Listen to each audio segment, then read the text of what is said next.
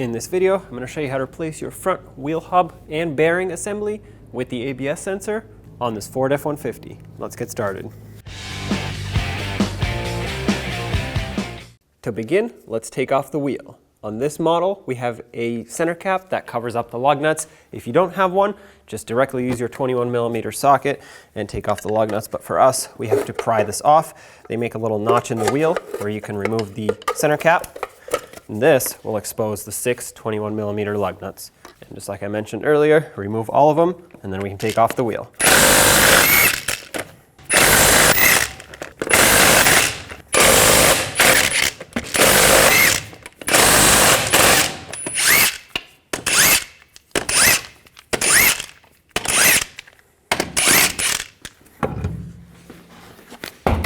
Let's start by removing this cap that hides the fastener for the axle. Sometimes you can get it with some large pliers. If not, we'll have to tap it out of here. A lot of times they get stuck, seized, and they don't want to come out. But yeah, looks like I'll have to hammer it. That's fine. I'm going to grab a chisel. You could get a pry bar or anything that you have that's small enough to fit in that lip there, and just tap it till it breaks free. Try not to damage it too much. It does bend easily.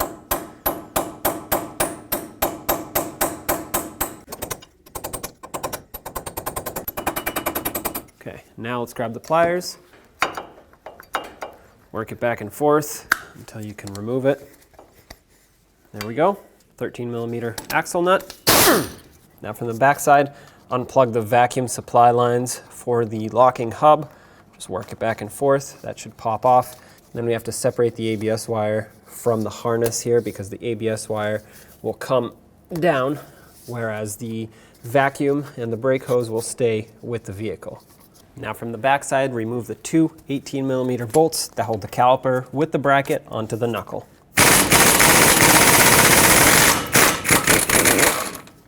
Okay, once you have the first one out, just put it right back in a couple threads so it can hold the caliper while you remove the other one. Take off the lower bolt, pull the caliper aside.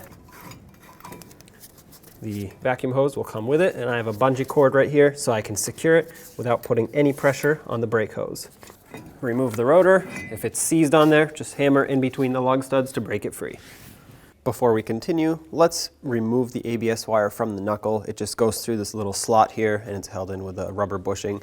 Just pry it out gently. And once you've removed it, you'll see 4 18mm bolts holding this wheel bearing on. There are 2 on one side and 2 on the other side. I'm just going to start with these since I'm right here. Remove both of these, and then going over to the other side. Sometimes it's easier if you turn the knuckle a little bit. That gives you less of an angle on your swivel and can put more force into removing the bolt. So take both of those out as well. Following the ABS wire up, let's unclip it from this retainer here, and then follow it up even more. Pull it off of the fender liner. It's clipped onto the backside with this white retainer. Once you pop it off, press on the locking tab, pull it apart, and disconnect the wire. At this point, I like to wrap the wire around the wheel bearing so that it's secured and it doesn't dangle around. Now take a large hammer, give it a couple hits, and it should break free. Just work it back and forth by hand, slide it out, and there's your wheel hub. Now what we have to do is clean off the surface. You can see there's a lot of rust buildup here, and I want the new wheel hub to seat flush and perfectly even on the knuckle. Depending on the severity of your rust, you can either use a wire brush, a wire wheel on a drill, sanding block, or a sanding disc, which is what I'm going to use. I'm going to start off with a slightly rougher one and clean off the edges where there's a lot of rust buildup, get rid of those raised areas. Then I'll switch over to a finer sanding disc to clean up the surface rust and smoothen everything out. You don't want to remove material here. That is not the goal. You want this to stay nice and even, but you want to get rid of the rust. Once that's done, we'll coat it in anti-seize so that it doesn't rust any further and so that the wheel hub does not seize to the knuckle in the future. Now get your hub. If you want, you can put a little bit of grease around that O-ring that seals it up against the knuckle. But regardless, slide it in, make sure it lines up. Whenever the first one lines up, just slide that bolt through and start it in by hand. That way it stays secured on there. And then we'll just start in the other 3. It doesn't matter which one you start first and where you go from there. All that matters is that you torque it or tighten it in a cross pattern so that the wheel hub can seat itself perfectly even. You don't want it to be sitting at an angle. The torque for these is 143 foot-pounds. Let's go ahead and torque them. Again, I'm going to go in a cross pattern, so I'm going to start with one side at the bottom, then go to the other side at the top, then that same side on the bottom, and then back to the other side at the top. Let's put the ABS sensor back into the knuckle. I like to put a little bit of grease or silicone paste on this bushing or grommet, whatever you want to call it. Basically, it'll help it slide in a lot easier. There we go. Make sure it's seated all the way. We'll run the rest of it in a little bit. For now, let's just finish up everything on the knuckle side. Put the axle nut on. We'll tighten it up and torque it to 25 foot-pounds. 25 foot-pounds is not a lot, so I'm just going to go until it stops spinning, not any more than that. Just like that. And to torque it, I'm just going to hold the hub with my hand because it's not that tight. If for some reason you can't hold it because it's putting too much pressure on it, just hold it with a pry bar in between the lug studs. Perfect. Don't forget to put this little cap back on to seal everything up here. I actually like to put a little bit of grease on this lip here.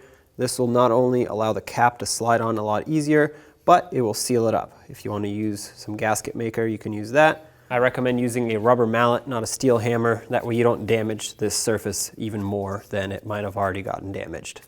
A couple of hits should do it. Make sure it's nice and flush all around. If you have any excess grease, just wipe it off so it doesn't fling all over the place once you start driving.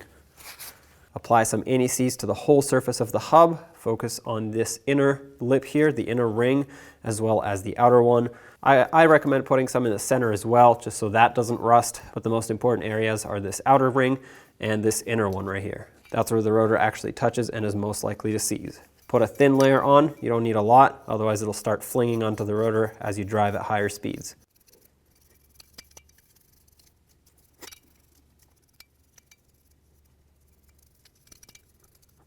I cleaned up the inside of the rotor to make sure that it has no rust buildup. Flip it over and install it on the hub. In order to hold the rotor here, I'm just going to put a lug nut on and bottom it out by hand to hold it nice and flush for me. Now take the caliper, slide it over the rotor. If the pads don't fit anymore, it's probably because they moved around, so just pry them out. There we go. Line up the bolt holes. Slide in the mounting bolts and start them by hand. And 2. Since I'm here, I'm going to plug in this vacuum line. That way it's done and I don't have to think about it anymore. This also gets it out of my way for when I torque the caliper bolts. And speaking of caliper bolts, these two get torqued to 148 foot-pounds. That's 1.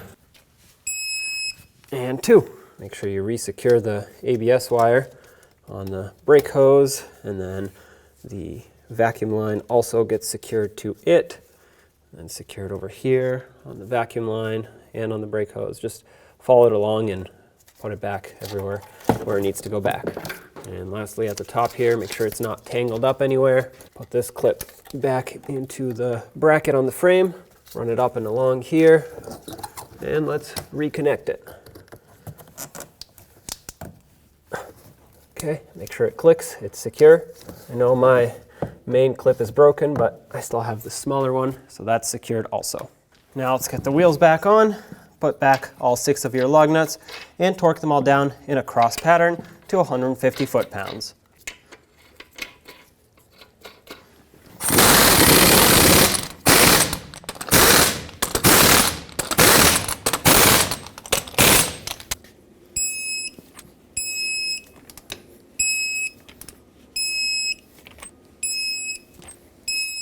Double check them.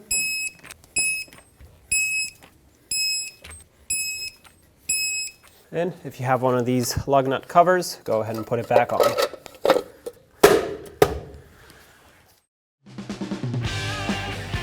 When only the best will do, demand TRQ.